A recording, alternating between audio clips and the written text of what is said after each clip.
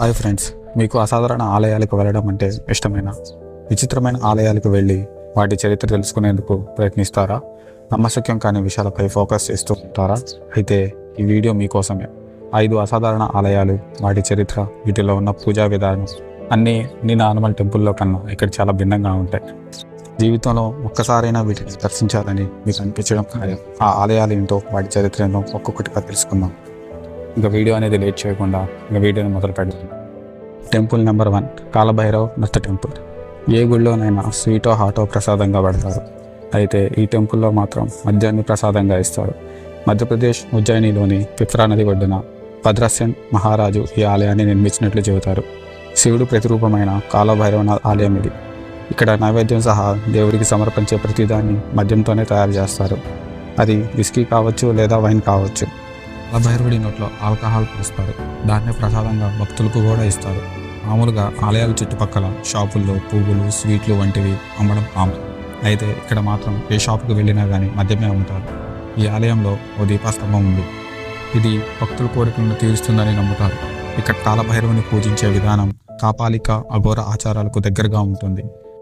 ఈ ఆలయంలోని పెయింటింగ్స్ మాల్వా శైలిలో ఉంటాయి. ఇలాంటివి ఇక్కడ మాత్రమే ఉంటాయి. కొండగల్లు భగవతి టెంపుల్. సాధారణంగా మనం దేవుణ్ణి కీర్తిస్తాం. అదే ఈ టెంపుల్కి వెళితే మాత్రం తిట్టాల్సిందే. కేరళలోని కొండంగల్లూరు భగవతి ఆలయం ప్రత్యేకత ఇది. ఏటా ఇక్కడ బరడి పండుగ జరుగుతుంది. ఆ సమయంలో 7 రోజుల పాటు ఉత్సవాలు జరుగుతాయి. ఆ టైంలో భక్తులు కత్తులతో వేటారవుతారు. తలపై దాడి చేసుకుంటారు. రక్తం ప్రవాహంలా కారుతుంది. అలాగే గుళ్ళకి వెళ్తారు. భద్రకాళి అమ్మవారిని నానా తిట్లు తిడతారు. తిట్లు దండకమే కాదు, భక్తి గీతాల రూపంలో కూడా తిట్టిపోస్తారు. అక్కడితో అయిపోదు.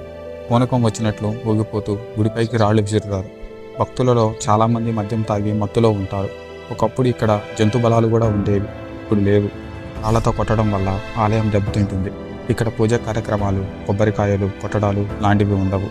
7 రోజుల ఉత్సవాల తర్వాత వారం పాటు ఆలయాన్ని మూసివేస్తారు. ఆ టైంలో రక్తపు మరకల్ని శుభ్రం చేస్తారు. టెంపుల్ 3, బుల్లెట్ బాబా టెంపుల్. మన దేశంలో సహజంగా విగ్రహాన్ని, ఆవుల్ని, చెట్లను, వనరాల్ని పూజించడం కామన్. బుల్లెట్ని దేవుడిలా భావించడం ఎక్కడైనా చూసారా?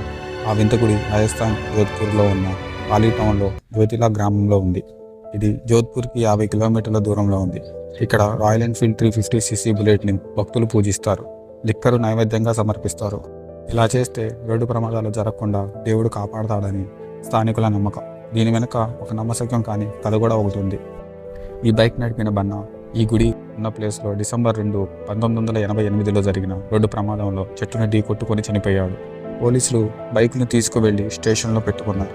అయితే తెల్లారేసరికి ఈ బైక్ మళ్ళీ తిరిగి ప్రమాదం జరిగిన ప్లేస్లోనే కనిపించింది. తాకైన పోలీసులు మళ్ళీ ఆ బైక్ను తీసుకువెళ్ళి ఈసారి గొలుసులతో కట్టేసి పెట్రోల్ కూడా తీసేశారు. అయినా అంతే, నెక్స్ట్ డే ఈ బైక్ ప్రమాదం జరిగిన ప్లేస్లోనే ఉంది.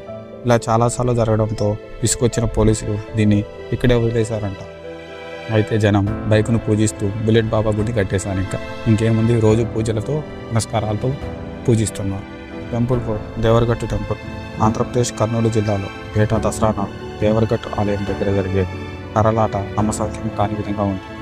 దసరా రాత్రి వేళ చుట్టుపక్కల గ్రామాలు, ఊళ్ళో నుంచి వేల సంఖ్యలో భక్తులు తరలివచ్చి కర్రలతో ఇష్టం వచ్చినట్లు కొట్టుకుంటారు.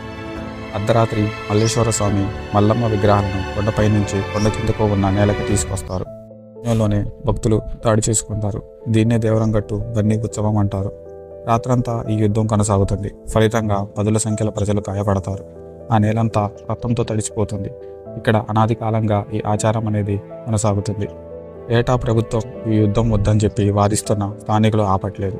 మాకు ఏమీ కాదని, ఆ పరమేశ్వరుడే మమ్మల్ని కాపాడుతాడని స్థానికులు బలంగా నమ్ముతున్నారు. నగర సామ్రాజ్య పాలనలో ఈ ఉత్సవం ప్రారంభమైనది. దీనికి 100 ఏళ్ల చరిత్ర ఉంది. పురాణాల ప్రకారం ముక్కంటి ఇక్కడ మణిమల్లాసుర అనే రాక్షసుని కర్రలతో కొట్టినట్టు చెబుతారు. అందుకే స్థానికులు ఇక్కడ ఏటా దీన్ని విజయదశమి నాడు దీన్ని నిర్వహించుకుంటున్నారు. Temple 5, visa Balaji temple. తెలంగాణలోని చిలుకూరి బాలాజీ ఆలయం world famous. Visa Balaji temple అని కూడా దీన్ని పిలుస్తారు. ఎవరైనా విదేశాలకు వెళ్ళాలి అనుకుంటే ఈ ఆలయంలోకి వచ్చి వెంకటేశ్వర స్వామిని దర్శించుకొని తమ కోరిక చెప్పుకుంటారు. దాంతో వెంటనే వారికి వీసా లభిస్తుందంట అని భక్తులు చెబుతున్నారు. చాలామంది వీసా వచ్చిన తర్వాత మళ్ళీ ఆలయానికి వచ్చి వీసాకి పూజలు చేయించుకుంటారు.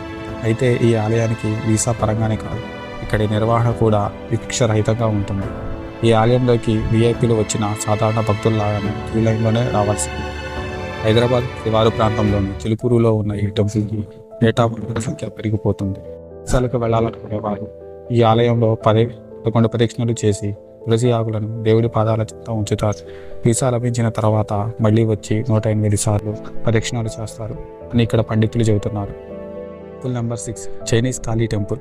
కోల్కతా చైనా టౌన్లోని తాంగ్రాలో చైనా కాళీమాత ఆలయం ఉంది. దానికి ఆ పేరు రావడానికి కారణం అక్కడ ఉండేవాళ్లలో చైనీయులే ఎక్కువ. వాళ్ళు 80 ఏళ్లుగా కాళీమాతను పూజిస్తున్నారు. అందుకే ఈ ఆలయంలోనికి చైనీస్ కాళీమాత టెంపుల్ అనే పేరు వచ్చింది. ఈ ఆలయంలో టిబెట్ తూర్పు ఆసియా సంస్కృతి కనిపిస్తుంది. అమ్మవారు మాత్రం ఇండియాలోని మిగతా అమ్మ ఆలయాల్లో కనిపించేటట్టు కాళీమాత అలాగే ఉంటుంది. మనమైతే అమ్మవారికి నైవేద్యంగా పులిహోర స్వీటో పెడతాం కదా, చైనీయులు నూడిల్స్, చాప్ సాయి లాంటివి పెడతారు. అదే ఈ ఆలయం స్పెషాలిటీ కూడా. వాటిని భక్తులకు కూడా ప్రసాదంగా ఇస్తారు. ఆ ఆలయం చుట్టుపక్కల అంతా చైనా ప్రజలే ఉంటారు. కానీ వారు ఆ ఆలయంలో భారతీయుల సాంప్రదాయాన్ని పాటిస్తారు. చెప్పాలి అంటే వారు అటు చైనీయుల్లా ఇటు భారతీయుల్లా వ్యవహరిస్తారు. ఈ ఆలయంలో చైనాకి చెందిన ప్రత్యేక అగరబత్తుల వాసన వస్తుంది. అది ఫ్రెండ్స్ ఈరోజు వీడియో అనేది. ఈ వీడియో కానీ మీకు నచ్చినట్టయితే సబ్స్క్రైబ్, షేర్ అండ్ లైక్.